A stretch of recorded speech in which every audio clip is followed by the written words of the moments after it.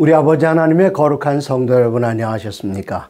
오늘도 지난 시간에 이어서 계속해서 성경 해석학, 오늘은 그 11번째 시간으로 성경과 예언이란 제목으로 함께 말씀을 나누겠습니다. 그 여자의 남은 자손에게서 가장 중요한 그 정체성, 그리고 그 여자의 남은 자손이 가지고 있는 전 세계적인 사명은 예언에 기초하고 있습니다. 그러므로 그 여자의 남은 자손 된 하나님의 거룩한 백성들이 성경 예언을 어떻게 해석하는 것은 아주 중요합니다. 우리들이 가지고 있는 예언 해석 방법은 여러 가지가 있는데, 어떤 분들은 과거주의, 미래주의, 또 역사주의, 그리고 이상주의, 이런 다양한 성경 해석 방법들이 있습니다. 우리들은 역사주의에 기초해서 하나님의 거룩한 예언들을 연구할 때에 어떻게 그 예언들이 그 시대에, 그리고 각 시대를 지나면서 끊임없이 시간이 연속되는 그 선상에서 어떻게 예언이 성취되는가를 보면서 우리들의 정체성과 또 우리들의 사명을 하나님의 거룩한 예언 속에서 발견하게 됩니다. 그러므로 우리들이 예언의 말씀을 어떻게 해석하는가는 우리들에게 대단히 중요합니다. 제일 먼저 우리들은 아모스 3장 7절이라는 말씀을 한번 보시겠습니다. 아모스 3장 7절에는 주 여호와께서는 자기의 비밀을 그 종 선자들에게 보이지 아니하시고는 결코 행하심이 없으시리라. 하나님께서는 우리들이 캄캄하게 아무것도 모르는 상태에 그리로 가라, 그렇게 말씀하신 분이 아니라 어떤 일이 일어나기 전에 다 미리 보여주셨습니다. 선자를 통해서 말씀하시고 마침내 그 일이 이루어질 때에 하나님께서 이 길이 바로 인도하시는 길이구나 하는 것을 깨닫게 됩니다. 이런 말씀을 예수님께서도 몇 번 언급을 하셨는데, 특별히 요한복음 13장 19절에 보시면 지금부터 일이 일어나기 전에 미리 너희에게 일러두면 일이 일어날 때에 내가 그인 줄 너희가 믿게 하려 함이라. 예수님께서는 앞으로 일어날 일을 미리 말씀하셨습니다. 그러므로 그 일이 일어날 때 주님께서 그때 이 말씀을 하셨지, 이 말씀을 미리 하신 것이 이렇게 성취되는구나 하는 것을 보고 예수님에 대한 믿음을 확실하게 할 수 있었던 것입니다. 이 하나님의 백성들은 예언의 백성들이라고 할 수 있는데, 이 다니엘서 2장에 가보시면은 세상 역사에 대한 예언들이 나옵니다. 느부갓네살 임금이 꿈을 꿨을 때에 다니엘이 그 꿈을 해석합니다. 그 꿈 속에 거대한 신상을 봤습니다. 그 신상은 금 머리, 은으로 된 팔과 가슴, 노스로 된 배와 넓적다리, 두 다리는 철로 되어 있고 발에 얼마는 진흙이요 얼마는 철이었습니다. 그때 하늘에서 뜨인 돌이, 사람의 손으로 하지 않고 뜨인 돌이 날아와서 신상의 발을 쳐서 부서뜨리고, 그 신상을 친 돌은 큰 산을 이루어 온 세상에 가득하였다 그랬습니다. 다니엘은 이 말씀을 해석할 때에 다니엘서 2장 38절에 사람들과 들짐승과 공중의 새들 어느 곳에 있는 것을 막론하고 그것들을 왕의 손에 넘기사 다 다스리게 하셨으니 왕은 곧 그 금머리이다. 머리 다음에는 팔과 가슴, 그리고 배와 넓적다리, 두 다리로 계속 이어집니다. 다니엘은 이 말씀을 해석할 때에 2장 39절에서 왕을 뒤이어 왕보다 못한 다른 나라가 일어날 것이요 또 일어납니다. 셋째로 놋 같은 나라가 일어나서 온 세계를 다스릴 것이며 40절 넷째 나라는 강하이가 쇠 같으리니, 이렇게 그 역사가 한 방향으로 일직선에서 중간에 빈틈없이 계속 진행돼 나가고 있습니다. 이런 것을 역사적으로 해석하는 것을 역사주의 해석이라 그렇게 이야기합니다. 이 역사주의 해석은 우리가 새로 만들어 놓은 것이 아니라 종교개혁자들이 이 방법을 따라서 성경을 해석해 왔습니다. 그리고 대부분의 모든 개신교들이 이 역사주의적 해석 방법을 따랐습니다.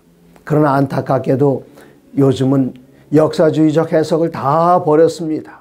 그리고 이 역사주의적 해석 방법을 지금도 끝까지 붙들고 있는 교회는 저희 제7난치길 예수재림교회 하나밖에 없습니다. 그러나 염려스러운 것은 제7난치길 예수재림교회 안에도 슬그머니 다른 해석 방법이 하나 들어왔는데 그것은 이상주의 해석 방법입니다.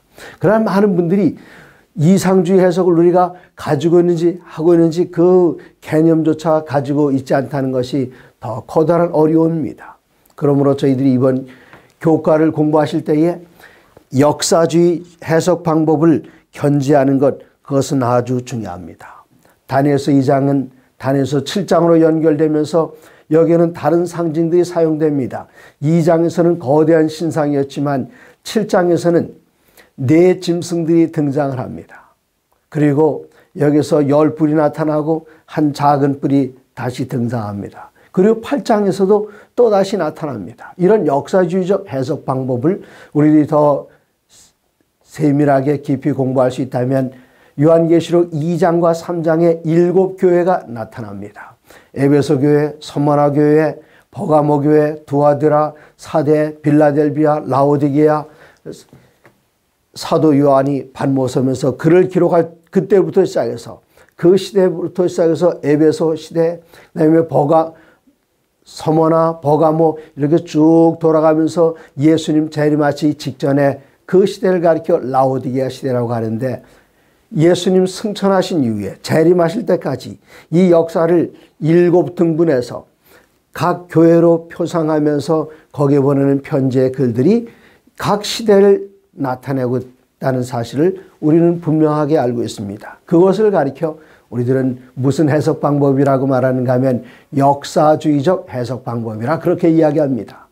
그런데 이 역사주의적 해석 방법이 한 부분에 있어서 한 특정한 종교 집단을 가리키고 있기 때문에 그 종교 집단에서는 그것을 피하기 위해서 두 가지 방법을 고안해냈습니다. 이것은 역사적으로 이 모든 예언들이 이렇게 성취되는 것이 아니라 이것은 옛날에 이미 성취됐다, 과거주의적 해석 방법입니다. 그것 가지고는 좀 부족합니다. 그래서 그들은 또 다른 주장이 나오는데 이 세상 마지막 때에 성취될 것이다. 특별히 적그리스도에 대해서 말입니다. 그것은 미래주의적 해석 방법이라고 합니다. 그러나 우리 제7난식일 예수련교는 역사주의적 예언 해석 방법을 선택하고 있습니다. 그 다음에 이 예언을 해석할 때에 여기 자주 연대가 나옵니다. 특별히 다니엘서 7장 25절에 보면은 한때와 두때와 반때라는 표현이 나옵니다. 그런데 한때와 두때와 반때라는 표현은 그 표현을 달리하면서 성경에 자그마치 7번씩이나 등장을 하게 됩니다. 한때, 두때, 반때라는 표현은 요한계시록 12장 7절에도 등장하고 12장 14절에도 등장합니다.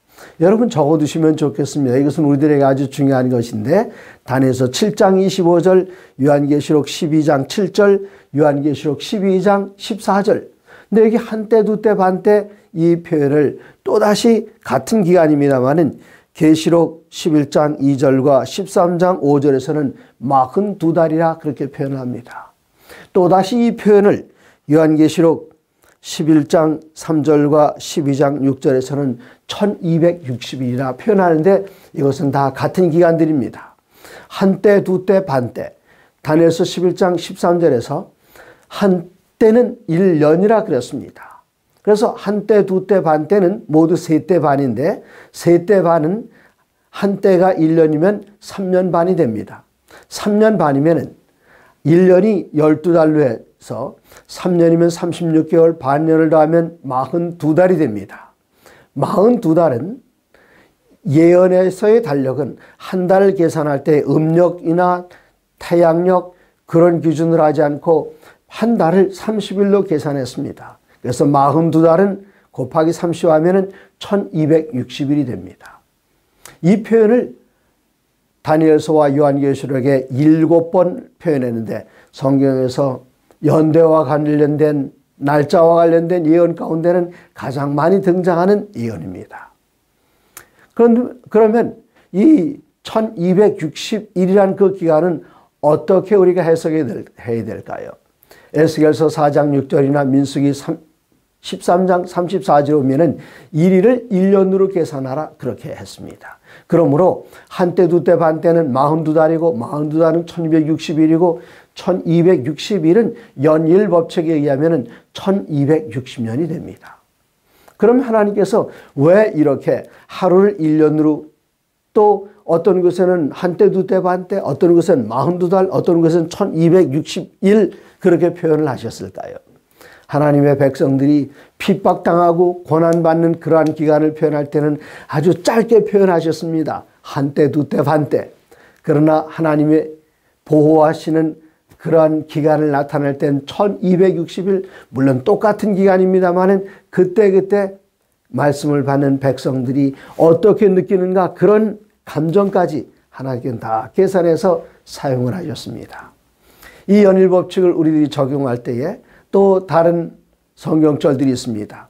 다니엘서 12장 마지막 부분에 가면 1290일이 나오고 1335일이 나오고, 다 이것은 실제적인 날들이 아니라 연일법칙에 의해서 하루를 1년으로 계산하는 그 원칙에 우리가 생각할 수 있습니다. 특별히 다니엘서 8장 14절에는 다니엘에게 꿈이 있었습니다. 그에게 소원이 있습니다. 다니엘의 소원은 어서좋게 예루살렘으로 돌아가서, 포로의 땅에서 돌아가서 하나님의 거룩한 성전을 재건하는 것, 그것이 그의 마음 가운데 소원을 가지고 있을 때에 하나님께서는 다니엘서 8장 13절에서 두 사람의 문답, 이러한 모든 일이 어느 때까지 읽고, 그때의 14절에 대답이 나오는데 2300주야까지니 그때의 성소가 정결하게 함을 입으리라, 그렇게 말씀하셨습니다. 다니엘의 소원이 어서좋게 하나님의 성전이 건축되고 재건되고 정결케 되는 것이었는데, 그때 만일 하나님께서 2300년이다 그렇으면 이것은 다니엘에게 희망이 아니라 다니엘에게 절망이었을 것입니다. 그렇기 때문에 하나님께서는 2300년이라 그 실제적인 연대를 말씀하시는 대신에 2300주야라고 하셨습니다. 물론 다니엘이 그때 그것을 깨닫지는 못했습니다. 그러므로 다니엘서 8장 17절과 19절과 26절에 여러 날 후의 일이라, 정한 때 끝에 관한 일이라, 이렇게 말씀하시면서 이것을 다니엘의 눈에는 그 당시에는 가려두셨습니다. 언제까지요? 다니엘서 12장 4절에는 다니엘아 갈지어다, 마지막 때까지 이 말씀을 봉함하고 간수해라.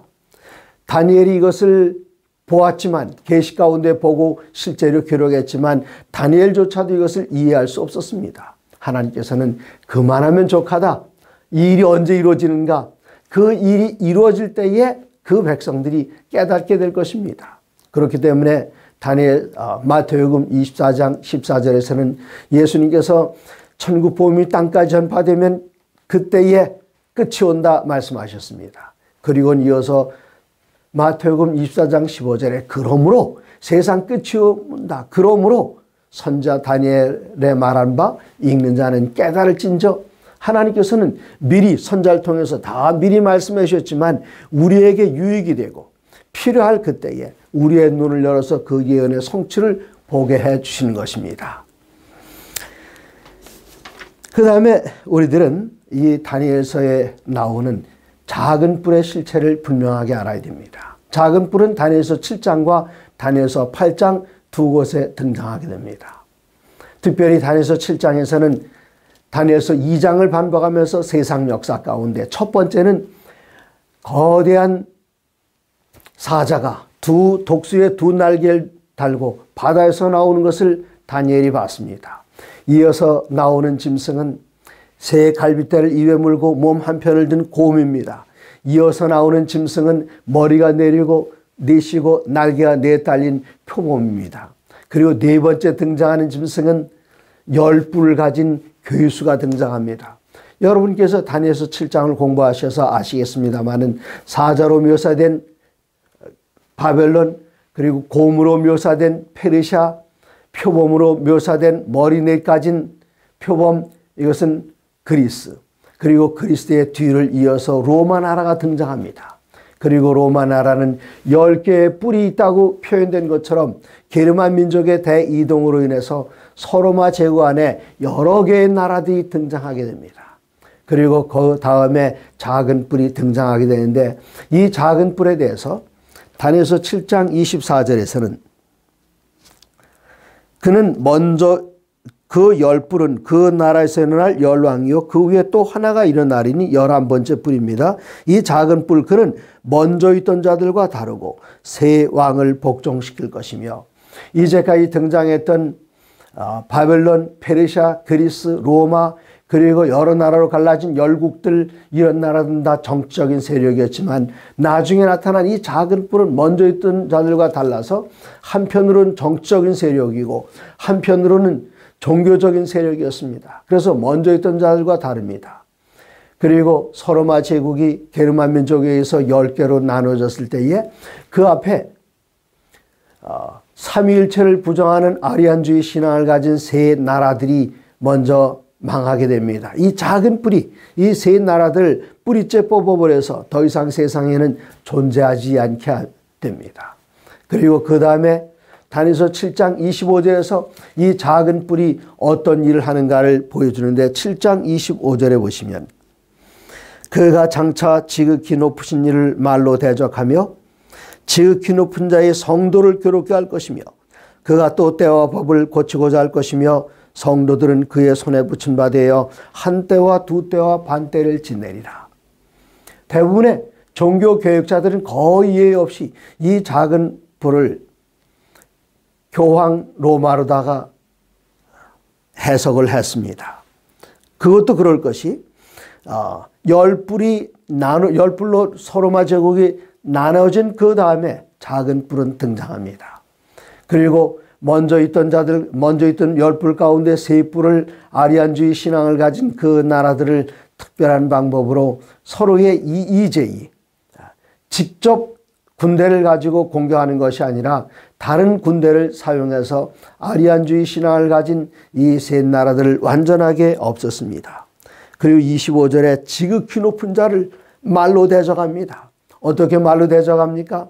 그리스도 하나님의 아들의 대리자라는 칭호를 가지고 있고 또 그 종교의 지도자들은 신부라는 특별한 호칭을 가지면서 신부, 영어로 옮기면 father입니다. father는 아버지입니다. 신부, 하나님을 나타내는 귀신 진짜의 아버지를 나타내는 아비부자, 하나님 아버지.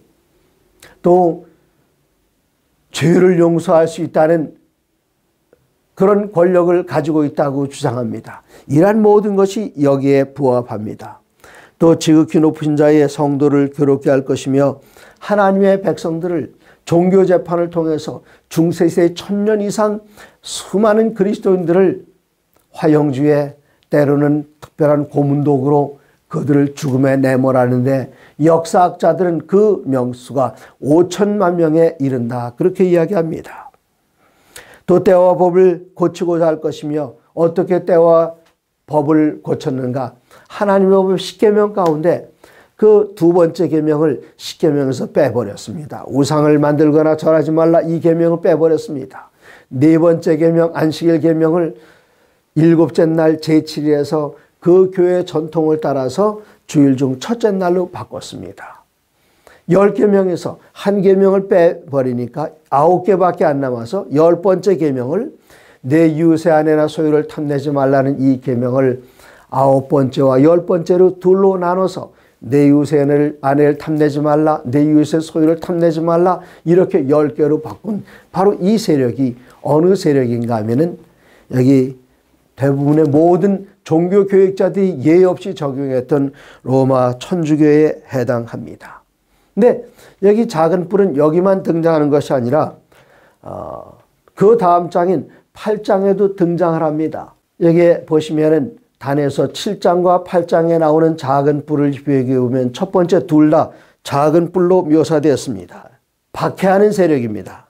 다니엘서 7장에 보시면은 21절에 내가 본즉 성도들과 싸워 그들에게 이겼다 그랬고 25절에는 지극히 높은 이의 성도를 괴롭게 할 것이다 그랬습니다. 8장에 역시 하늘 군대에 미칠 만큼 커져서 그 군대와 별들 중에 몇을 땅에 떨어뜨리고 그것을 짓밟고 24절에는 그 권세가 강할 것이라 자기의 힘으로 말미암은 것이 아니며 장차 놀랍게 파괴 행위를 하고 자의로 행하여 형통하며 강한 자들과 거룩한 백성을 멸하리라 그랬습니다. 그 다음에 세 번째는 자신을 높여 참남된 말하는 입을 받았습니다. 7장에서 큰 말하는 입을 받았다. 지극히 높은 자를 대적한다. 8장에서는 하늘 군대에 미칠 만큼 커진다. 또 11절에 하늘 군대를 대적하며 25절에 만왕의 왕을 대적할 것이다. 네, 자기 자신을 높이며 참남된 존재라고 표현을 했고, 그 다음에 7장과 8장에 나오는 작은 뿔을 다시 비교하면 네 번째로 하나님의 백성을 공격합니다.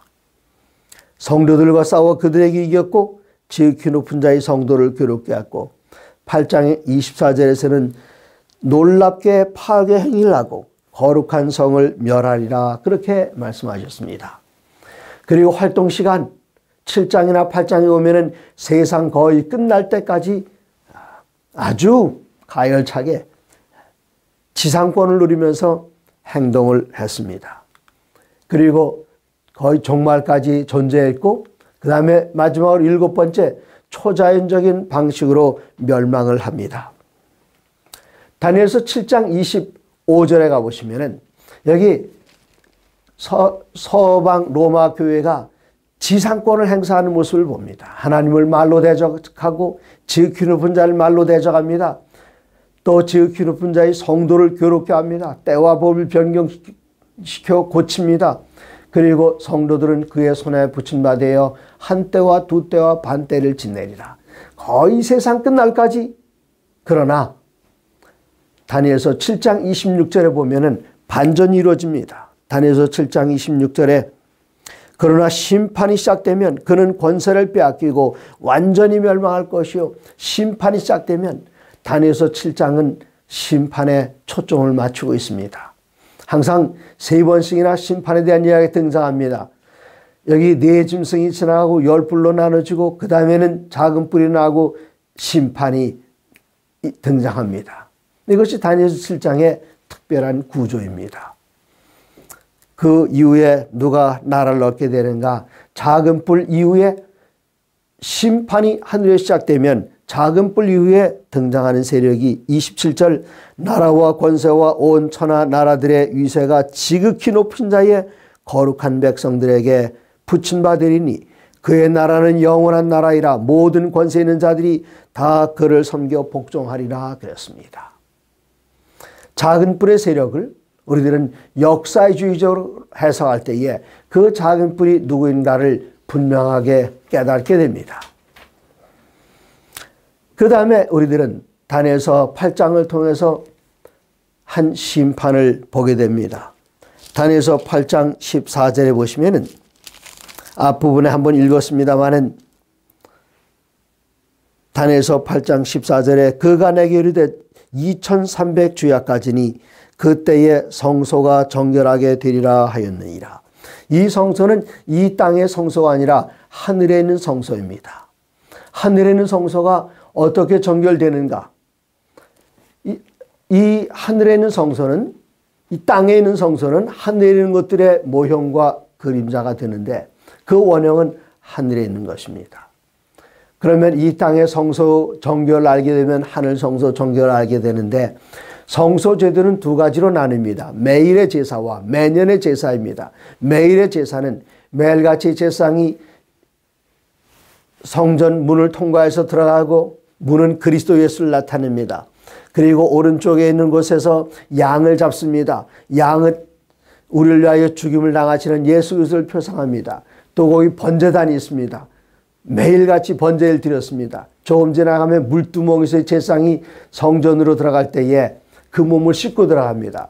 성전 안에 들어가면 오른쪽으로 12개의 떡을 6개씩 두 줄로 쌓아 올린 떡상이 있습니다. 우리를 위하여 생명의 떡이 되시는 예수님을 표상합니다.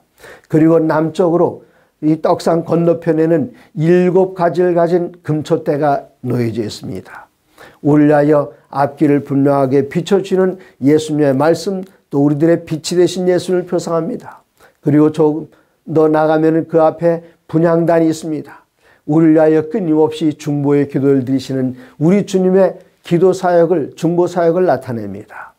여기까지가 매일의 봉사입니다. 매일같이 하나님께서 주시는 이러한 모든 것들로 그 은혜가 넉넉하니 하나님의 백성들이 하나님께서 주신 이 은혜를 통해서 하나님의 성품의 사본인 하나님의 거룩한 계명과 일치하게 되었는가를 보는 것이 바로 1년에 한 번 하는 매년의 봉사로서 7월 10일 속죄일에 이루어지게 됩니다. 여기는 심판의 의미가 있습니다. 그러므로 성소정결 2300조야 가진 2300조야의 기산점은 다니엘서 9장에서 그 해석이 등장하고 있는데, 거룩한 성과 하나님의 백성을 위하여 71회로 기한을 정했다.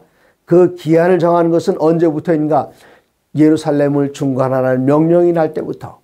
예루살렘 중건령은 역사적으로 3번 일어나는데, 그 중에 다니엘서 9장에 나오는 그 모든 조건을 충족시키는 것이 3번째 아닥사스다 왕 7년, 곧 기원전 457년, 그때로부터 시작됩니다. 그런 기원전 457년으로 시작해서 2300주야 혹은 2300년이 지나게 되면 1844년이 되고, 그 이후로 하늘에서 성소와 정결케 하는 일, 곧 하나님의 백성들이 하나님께 주신 이런 모든 은혜를 통해서 하나님께서 우리를 위하여 준비해 놓으신 그 나라에 살 수 있는 자격을 갖췄는가를 조사하는 심판이 그때부터 시작이 되었습니다. 그러므로 다니엘서 7장에서는 심판이 시작된 즉 7장 26절 이 작은 뿔은 그 권세를 영원히 빼앗기고 완전히 멸망할 것이요. 그것을 누가 가져가게 되는가? 지극히 거룩한 자의 성민들이 그 나라를 얻게 된다 그랬습니다. 지극히 거룩한 자의 성민은 누구입니까? 하나님께서 거룩하게 하신 백성들입니다. 우리들이 어떻게 거룩하게 됩니까? 그리스도 예수의 보혈로 말미암아 거룩하게 됩니다. 그러므로 누구든지 그리스도 예수를 개인의 구주로 영접하는 사람들은 요한일서 2장 1절에 우리에게 대언자가 있으니 곧 의로우신 예수 그리스도시라. 예수님께서 우리를 변호해 주십니다. 그러면 재판장은 누구이신가? 다니엘서 7장 9절 10절 11절에 보면 옛적부터 항상 계시니 아버지 하나님께서 재판장이십니다. 그러나 요한복음 5장 22절에는 아버지께서 아무도 심판하지 아니하시고 그 모든 심판을 다 아들에게 맡기셨다. 왜요? 요한복음 5장 27절에 인자됨을 인하여 심판하는 권세를 받으셨다 그랬습니다. 성삼위 가운데 아버지와 성령님께서는 우리들의 모든 사정을 다 아시지만 친히 경험하진 않으셨습니다. 그러나 예수님께서는 인자 곧 인간이 되셔서 우리가 겪는 모든 시험과 시련, 고통 다 예수님께서 경험하셨습니다. 그러므로 어떻게 판단하시는가 하면 우리의 입장에서 판단하시고 예수님께서 우리를 위하여 돌아가시고 피 흘리셨기 때문에 당신의 보혈 공로를 의지하고 은혜의 보좌 앞으로 나가는 그 사람들에게는 수고하고 무거운 짐진 자들의 죄짐을 다 받아서 감당하시는 주님께서 그분에게 맡기게만 하면 이러한 모든 죄를 다 도말해 주시고 마지막 날 심판정에 서게 될 때에 우리를 위하여 변호하실 뿐만 아니라 또한 요한복음 5장 22절에서 말씀하신 것처럼 아버지로부터 심판하는 권세를 이음받아 하나님의 백성들을 심판하는 것, 이것이 바로 조사심판인데, 조사심판 우리가 하늘나라에 가서 받는 것이 아니라 이 땅에서 받습니다. 왜 그럴까요? 우리가 외국을 여행하게 되면 두 가지가 필요합니다. 비행기 표가 들어갑니다. 그 나라에 입국하려면 비자가 필요합니다. 그 비자를 언제 받습니까? 그 나라에 도착해서 받는 경우도 있습니다만 대부분의 경우는 그 나라에 가기 전에 내 나라에 있는 그 나라의 대사관에서 받는 것처럼 우리들도 하늘나라에 가기 전에 하늘나라에 들어갈 수 있는 그 조사 심판이 언제 이루어지는가? 비자란 말이 우리말로 입국 사증인데 살필 사자입니다. 조사한다는 살필 사자, 똑같은 글자입니다. 비자할 때 사증이나 조사 심판을 사나 똑같은 살필 사자. 그래서 하늘나라에 들어가기에 합당한 자격을 갖췄는가? 하늘나라에 가기 전에 이 땅에서 있을 때에, 그러나 그 심판은 하늘에서 시작되는데 그 조사 심판은 다니엘서 8장 14절에 근거하여 1844년부터 시작이 됐습니다. 이제 우리가 이 예언을 연구할 때에 특별한 부분들이 있습니다. 어떤 부분은 상징이 있습니다. 예를 들어서 사자, 그러면은 그 사자란 나라는 다니엘서 7장에서는 바벨론 외에 다른 나라는 없습니다. 그 다음에 표범, 이것은 그리스 외에는 해석이 안 됩니다. 이러한 상징이 있는가 하면은 구약 성경에는 표상이 많이 있는데 그러한 표상은 무엇인가 하면은 예수님께서 앞으로 이 땅에 오셔서 우리를 위하여 어떻게 봉사하실까, 어떻게 사실까, 그런 것들을 미리 나타냈던 것들이 있습니다. 이것을 우리말로는 표상이라 말하고 영어로는 타입이라고 말하는데 이 표상학에 관한 학문을 타이프, T-Y-P-E, 타입, 네. 표상학이라 그렇게 이야기합니다. 이 타입 하면은 여러분께서 지금은 잘 이해하지 못하십니다만 옛날엔 타자기가 있습니다. 이 타자기는 우리가 키를 누르게 되면은 여기에 꺽쇠가 있습니다. 그 쇠가 종이를 가서 탁 치게 되는데 그 쇠에는 뭐가 있는가 하면은 글자가 거꾸로 새겨져 있어서 종이에 딱 치면은 먹지 통해서 여기에 그 글자가 그대로 새겨집니다. 그래서 여기에 하나는 타자이고 하나는 글자인데 이 타자가 글자는 아닙니다. 우리 이 타자에 새겨진 글자를 보지 않죠. 이 타자가 땅 친 그 글자를 읽는데 이게 실체이고 타자에 새겨진 그 글자는 이거는 표상입니다.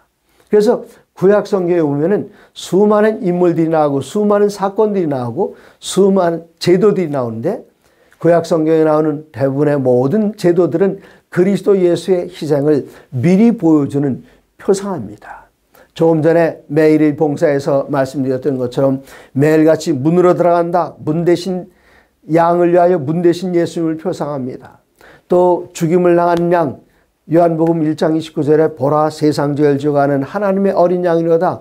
그때 죽임을 당한 양은 우리를 위하여 죽임을 당하신 예수 그리스도를 표상합니다. 분향단의 그 기도 예수님의 기도를 표상하고 또 떡상에는 떡 우리를 위하여 하늘에서 내려온 생명의 산떡 되시는 예수님을 표상합니다. 그래서 구약 성경에 나오는 여러 가지 사건들을 보면은 이 마지막 때를 사는 백성들에게 물론 모든 시대를 통해서입니다만 특별히 마지막 시대를 사는 백성들에게 그 사건을 보면서 이 일들이 이렇게 이루어지는가. 네. 그래서 다윗의 생애를 보면서 예수님을 보게 되고 또 요셉의 생애를 보면서 예수님이 드러나고 구약의 인물들 가운데 그들이 예수님을 보여주는 그런 일들을 말들을 했습니다. 구약에 나오는 제도 또 사건들 특별히 이런 사건들에 대해서는 고린도전서 10장 1절부터 보시면은 옛날 출애굽할 때에 그들이 겪었던 그 경험이 말세를 만난 우리들에게 필요하다 그렇게 말씀하셨습니다.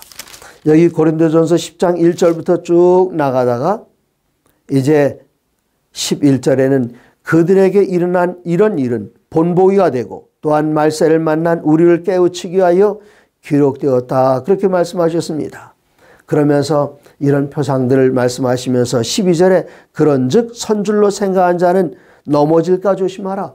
옛날 이스라엘 백성이 섰다고 했지만 그들이 넘어졌던 것처럼 우리들도 자신만만할 때에 그들의 교훈이 우리들을 위하여 기록되었고 그들의 경험이 우리들의 표상이 되기 때문에 우리들이 그 실체로서 그 표상을 그들의 실수한 것에서 우리들은 개선하고 일어서려고 해야 되고 그들이 잘한 것을 북돋워서 우리들은 더 열심히 해야 할 것을 보여줍니다. 이 놀라운 성경 해석학 이제 2시간 더 남았습니다. 하나님께서 이런 놀라운 예언을 우리에게 주시고 어떻게 해석하는지를 분명하게 깨우쳐 주셔서 말세를 만난 우리들이 우리 주님을 위하여 그분을 다시 뵙기 위하여 잘 준비하고 우리의 신앙을 더욱 돈독히 하고 믿음을 굳세게 할 수 있도록 인도하시는 하나님의 은혜를 감사드리면서 마치겠습니다. 대단히 감사합니다. 하나님의 모든 말씀으로 사시기 바랍니다.